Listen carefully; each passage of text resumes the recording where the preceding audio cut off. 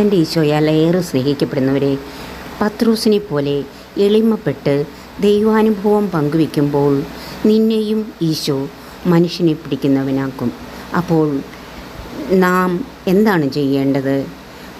എളിമപ്പെട്ട് നമുക്ക് കിട്ടിയ ദൈവത്തിൻ്റെ അനുഗ്രഹങ്ങൾ മറ്റുള്ളവരോട് പറയുമ്പോഴാണ് മറ്റുള്ളവരെ കൂടി നമുക്ക് വിശ്വാസത്തിലേക്ക്, ദൈവത്തിൽ ആശ്രയിക്കുന്ന അനുഭവങ്ങളിലേക്ക് കൊണ്ടുവരുവാൻ സാധിക്കൂ. അതുകൊണ്ട് നമുക്കിന്നു മുതൽ നമ്മുടെ ജീവിതത്തിൽ ദൈവം ഇടപെട്ട വലിയ അനുഭവങ്ങൾ മറ്റുള്ളവരോട് പങ്കുവെക്കുന്നവരാകാം, അങ്ങനെ മനുഷ്യനെ പിടിക്കുന്നവരാകാം. അപ്പോൾ വിശുദ്ധ പൗലോസ്ലീഹ പറഞ്ഞതുപോലെ എല്ലാറ്റിനെയും ഈശോയെ പ്രതി ഉച്ഛിഷ്ടം പോലെ കരുതുവാൻ സാധിക്കും.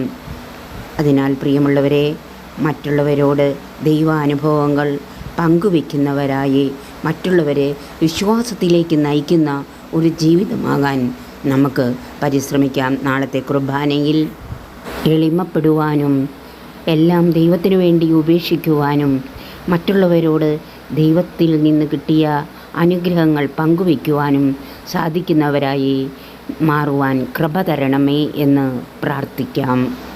കർത്താവ് ഈശോമിശിഹായുടെ കൃപയും പിതാവായ ദൈവത്തിൻ്റെ സ്നേഹവും പരിശുദ്ധാത്മാവായ ദൈവത്തിൻ്റെ സഹവാസവും നാം എല്ലാവരോടും കൂടെ ഉണ്ടായിരിക്കട്ടെ. ആമേൻ.